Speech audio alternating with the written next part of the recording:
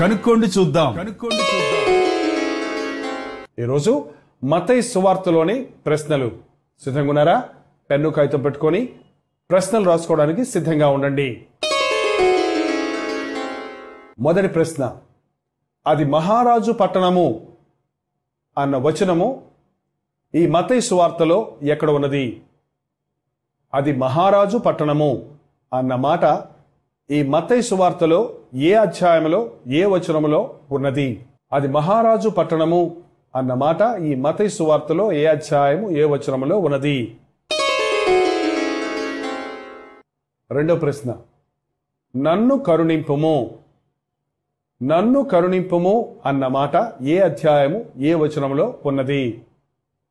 రెండో ప్రశ్న, నన్ను కరుణింపుము అన్న మాట ఈ మత్తయి సువార్తలో ఏ అధ్యాయము ఏ వచనములో ఉన్నది? మూడో ప్రశ్న, యేసు ఊరకుండెను అన్న మాట ఈ మత్తయి సువార్తలో ఏ అధ్యాయము ఏ వచనములో ఉన్నది?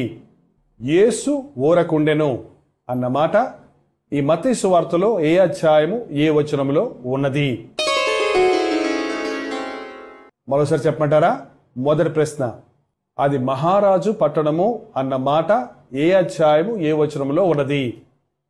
రెండో ప్రశ్న, నన్ను కరుణింపుము అన్న మాట ఈ మత్తయి సువార్తలో ఏ అధ్యాయము ఏ వచనములో ఉన్నది?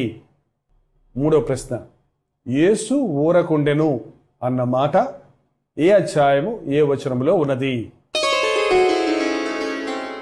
ఈ ప్రశ్నలకు జవాబులను రిఫరెన్సులతో పాటు రాసి వారం రోజుల్లోగా ఈ చిరునామాకు మాత్రమే మాకు అందునట్లు పంపించండి. Calvary church, post bag 8265, new colony road, Velachery, Chennai 42. వచ్చే వారం మార్కు సువార్త మీద క్విజ్ ఉంటుంది. ముందుగానే చదివి సిద్ధంగా ఉండండి.